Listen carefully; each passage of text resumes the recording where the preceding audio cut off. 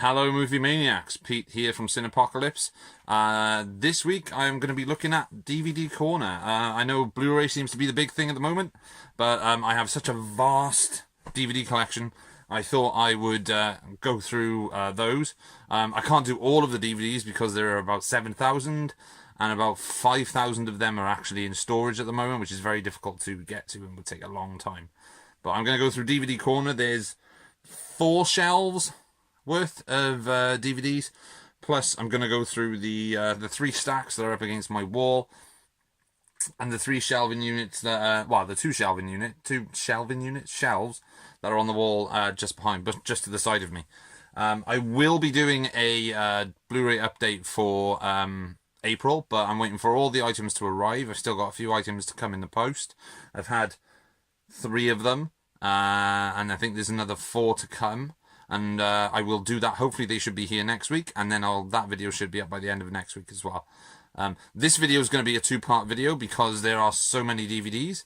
Oddly enough, I've already filmed both of these parts, but part 1's screwed up, so I'm going to have to refilm this part, which is really annoying. It's YouTube. Things always go wrong. But yeah, if you enjoy these videos, please like and subscribe, and press the little bell button to get notifications of when my videos go up.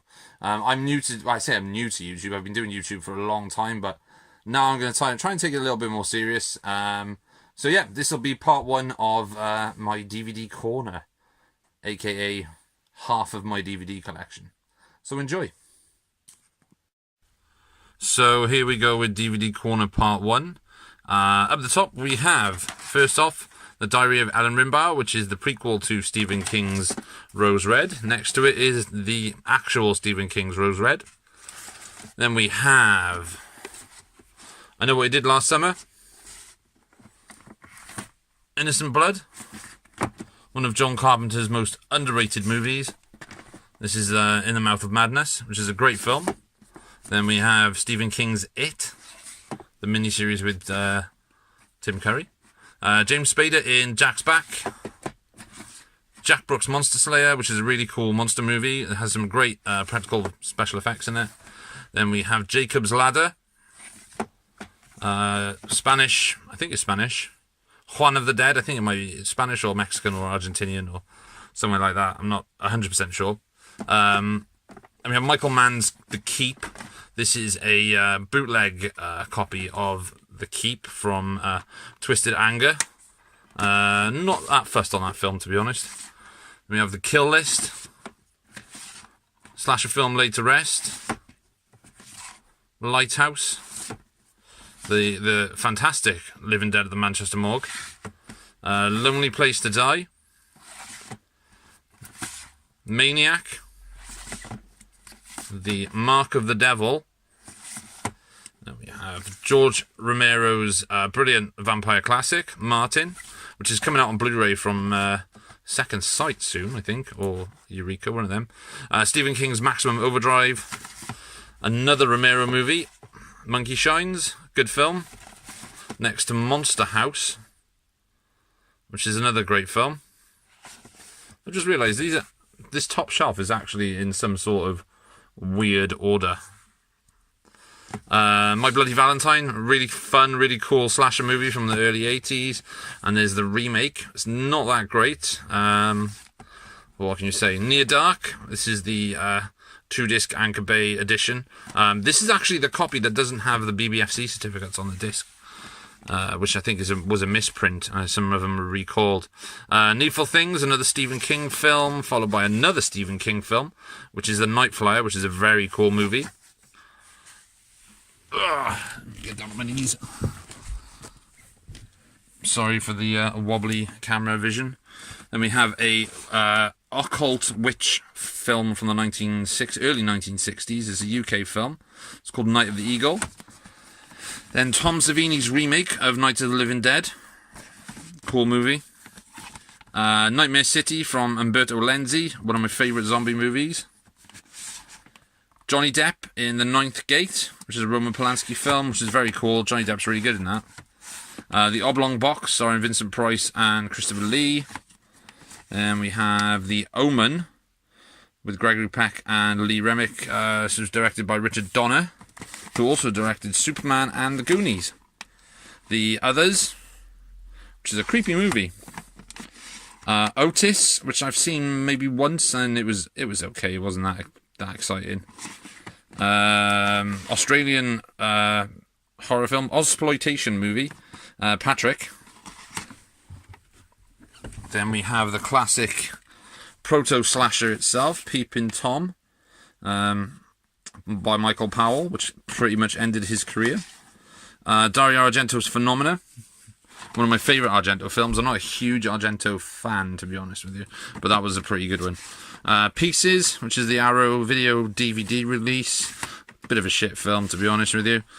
Pig Hunt, which is a kind of interesting action horror pig monster movie. Canadian horror film Pin. Then we have Joe Dante's Piranha, which is a pretty cool film. Poltergeist 3.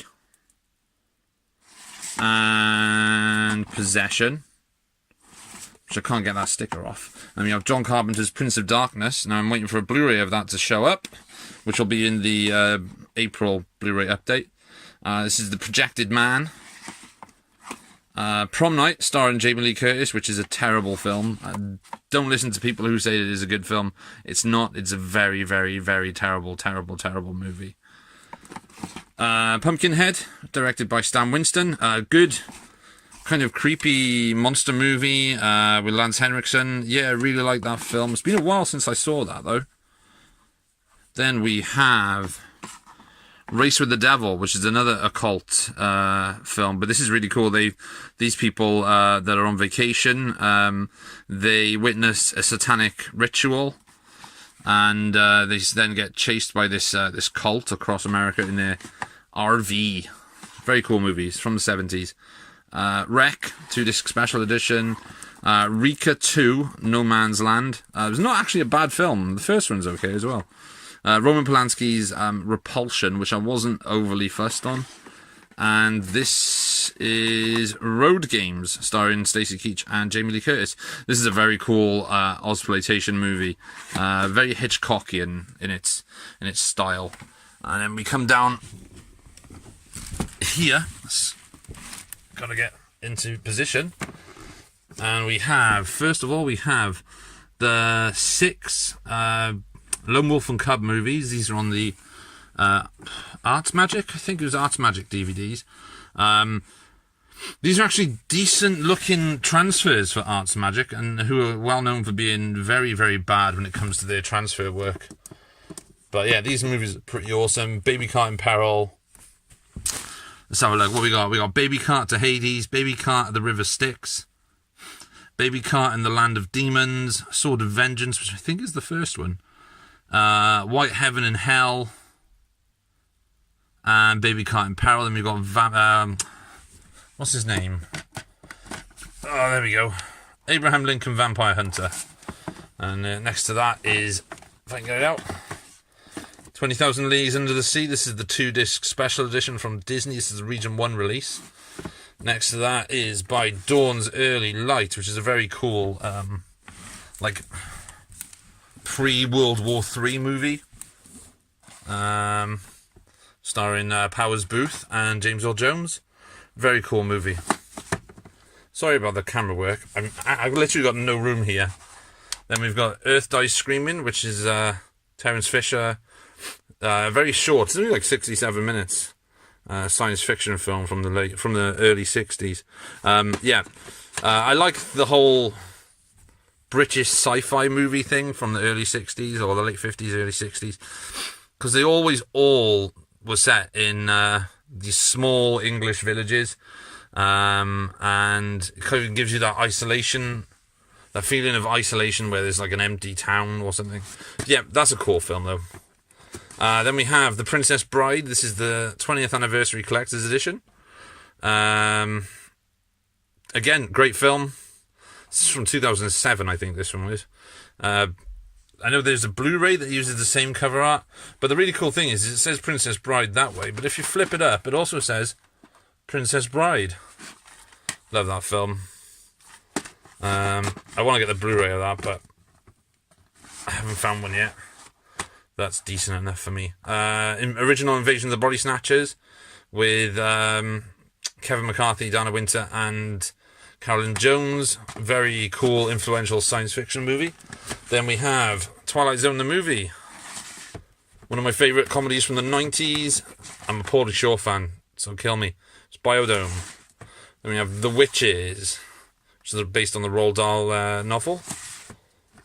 Star Trek, The Search for Spock, which is, I believe, the third film in the Star Trek franchise. Monster Man, which is okay, is nothing special, I guess. Yeah, it's alright for a monster movie.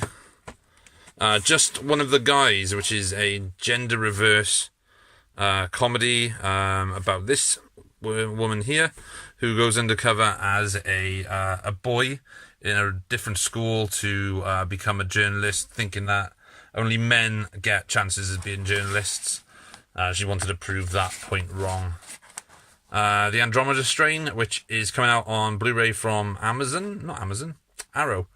This is a great film from the late 60s, early 70s, I think it is. I can't remember now. I'm trying to find it. It's usually got a copyright of the year on there. There we go. But yeah, based on the Michael Crichton novel. Who's the director by? Robert Wise, from the director of Star Trek The Motion Picture and what's that one? West Side Story. There we go. Bound from the Wachowski brothers, the full uncut version. I know this is on Blu-ray, but it's not that great movie, to be honest. Virus. The director. It says the director's cut, but it's not the director's cut. It's the shitty, like, European cut where they cut out at least an hour's worth of footage. It's 108 minutes. The film's like 3 hours long. The Japanese release is like 3 hours long. But this is from Kinji Fukasaku. It stars Chuck Connors, Glenn Ford, Olivia Hussey, George Kennedy, Edward James Olmos, from the director of Battle Royale. Then we got Playing God, which is a terrible film that stars Angelina Jolie, David Duchovny, and Timothy Hutton. Picked this up for about 40p, I think it was. So, yeah, it's crap. And then we have The Damned, starring, I don't know why his name's not on there, but it is Oliver Reed. That is Oliver Reed. This is a really cool movie. From the 60s, another great sci-fi end of the world type of thing. And then we have Witness, starring Harrison Ford. There we go.